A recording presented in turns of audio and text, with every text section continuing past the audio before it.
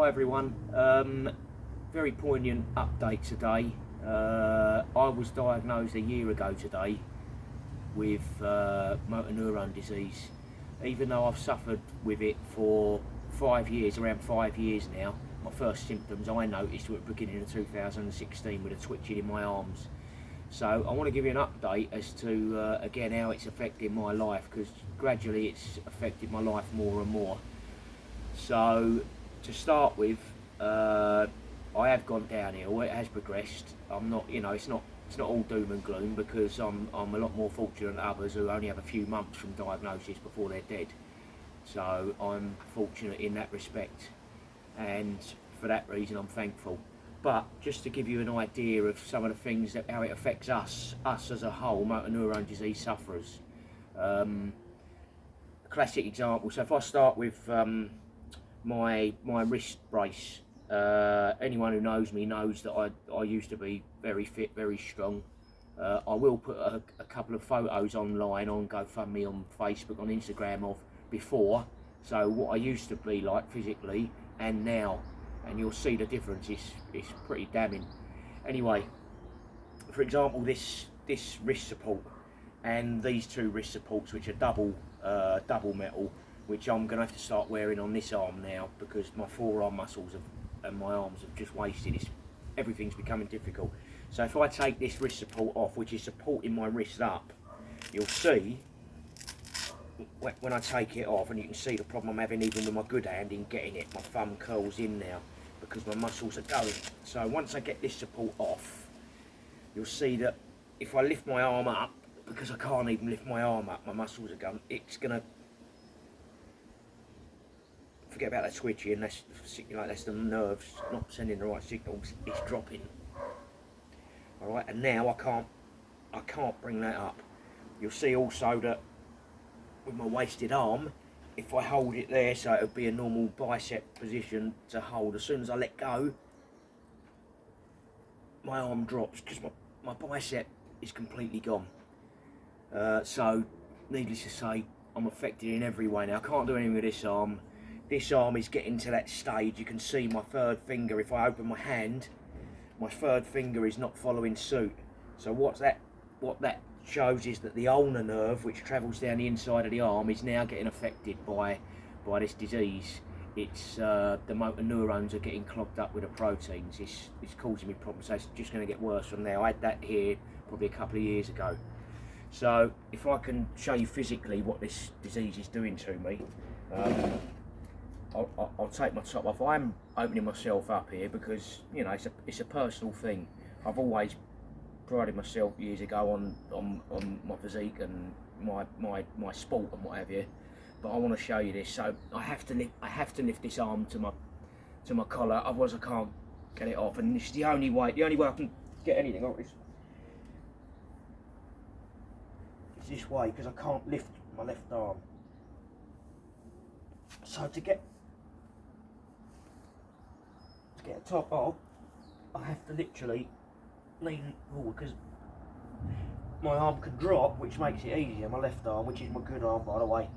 So once I've got my top off, as you can see, shoulders gone, arms gone, this arm's going dramatically, last year and a half, whatever, gone. My chest, although it's going, it's more due to the fact I can't train it, because I've got no shoulders. I can't do anything. I can't press, I can't do a press up, I can't do anything. So as a result, my chest is suffering that way. It's not, luckily, touch wood, it's because of the lack of exercise. But if I come a bit closer, if you look at my chest, I don't know if you can see, my chest is fasciculating madly. My whole body fasciculates, so that's the awful part of this disease. It reminds me every minute of every day what I've got and what I'm dealing with.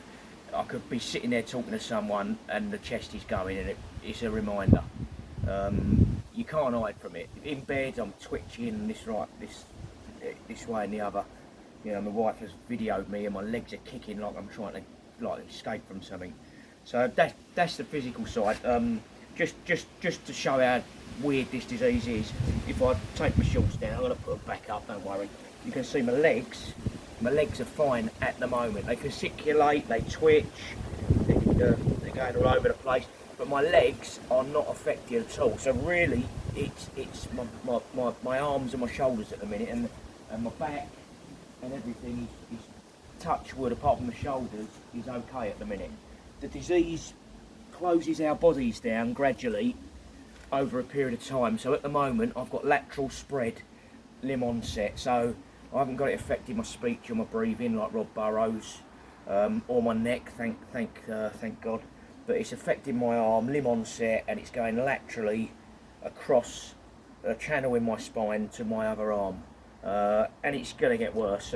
Once the arm goes, then who knows what's going to go next. They can't tell me. It could be my neck, so I can't hold my head up. It could be my legs. It could be my speech and my breathing. Who knows? But whatever it is, it ain't going to be good, and I'm not looking forward to it. So just quickly, you can see on the table here the amount of supplements I've got.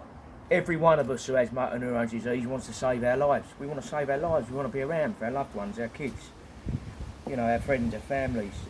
These are some of the supplements I've got that I take. All sorts of things here based on what I've researched, what are meant to be good for you, what other people say are good for you. Nothing's proven. This one is in a phase 3 trial, Tudka, which is a liver protective supplement, protects mitochondria, misfolding of proteins. Theracurmin being trialled by Dr. Bedlack in America, along with clenbuterol, which in a trial in 2005 in Italy, on 16 patients, a very small trial, actually gave them all 20% strength and muscle back. So I'm shocked this hasn't been trialled at a greater depth since 2005-06. It is now being trialled by Dr. Bedlack on an open label trial in America, hence the reason I've started taking that. That is a prescription drug, but I can get hold of it. So you know, not who you are. Right, so as you can see, I've got a whole host of supplements. I won't go through them all, but if you want to know more, just let us know and I can let you know more on the supplement front. Again, everyday life, this is the sort of thing motor neurones does to you. I now can't really use this hand, as you can see it's buggered, for eating or anything, so I have to have special foam put round my cutlery. Thanks to my sister Cheryl, got us this one, and it helps me just, because I haven't got any strength in my grip, these muscles are going, and it helps me just be able to use my fork and scoop. Eventually, you know, within the next 6 months, if it progresses at the speed it is, I'm going to struggle to even do that. So we'll have to work out other ways of eating and scoop my food in. Here we go, simple. I can't pick this up with this hand anyway. So if I want to pick up the cup or whatever, I can't. So if I try and pick this glass up now, all right, it's all over the place and it's going to drop. So I sort of have to try and manipulate and work it out. It's shaking about a bit. That's part of it, and I can get it to there. Problem is my arm's getting difficult to actually get it up to me. So that's becoming more difficult. That's not bad actually. I was expecting that to fall. So supplements. I can walk. If you see me walking down the road, you probably look at me and think, what's the matter with John? There's nothing wrong with him, he ain't doing that bad. Yeah, because I can walk, and I can swing this arm, and I can swing that arm. People don't understand. I might be able to walk down the road to Aldi. If I go walking down to get a small bag of shopping, I struggle to get it shopping in at the till. They have to help me. So yeah, walking down the road, my legs are fine, and I can walk. Driving, I can still drive. It is getting very, very difficult to drive now, albeit I can still drive. So I'm at the stage where I have to wear these wrist supports on my arms to help drive. I can't get the steering lock off easily. My boy or my wife have to help me. Going on to bathing now. I can't bath. I can get in the bath. I cannot bath. I can't wash myself on the left hand side. So I'll get in the bath. I'll soak for a bit, and then my wife has to wash me, which ain't nice for her. No one would want to wash this. So yeah, but you know, she holds her breath and off she goes, and she washes me. Happy days. And then once I get out of the bath, she has to dry me, because I can't hold a towel. She has to dry me again. Not a pretty sight, but someone's got to do it. So so bless her for doing that. She has to cook my food for me, prepare my food. I can't prepare food. I can't. You you know, kitchen worktop here, I can't get up on there. So everything I'm doing with this arm, I have to lift this, which is cranking my neck. It's affecting me in every way now. Everyday life is becoming difficult. And on a more, again, another personal level, we're having a special bidet fitted, which cleans, dries and washes you all down below like a bidet. It's a bio bidet which attaches to your existing toilet. They're looking at getting that installed at the moment, the occupational therapist, because I would imagine within the next 4 to 6 months I'm not even going to be able to wipe my own backside, which really then affects me if I'm not at home, because not everyone's got a bio bidet. In fact, who has? So I can't use this arm anyway to clean myself, and I'm starting to struggle here. So it really is not a nice disease at all. It's you know, it's a desperate situation. We've got to make the best of what we've got, but we're all trying our best to live. There's nothing out there for us. There's nothing out there that they're prepared to give us that might show hope, because it's not licensed for motor neurones, which is a disgrace, an absolute disgrace.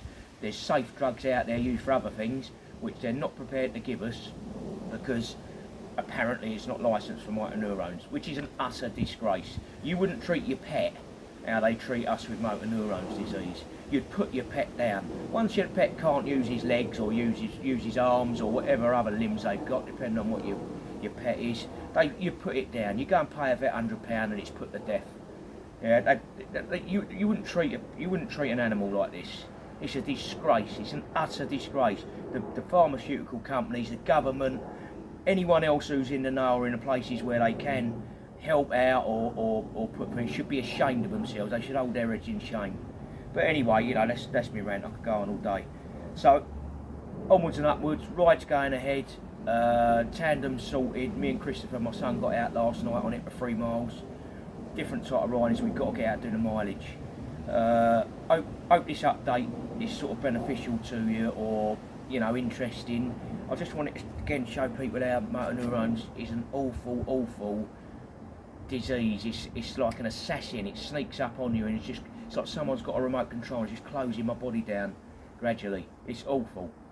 But anyway, stay safe and keep watching our updates. Please share. Please get the word out there. Awareness. We've got the t-shirts coming tomorrow.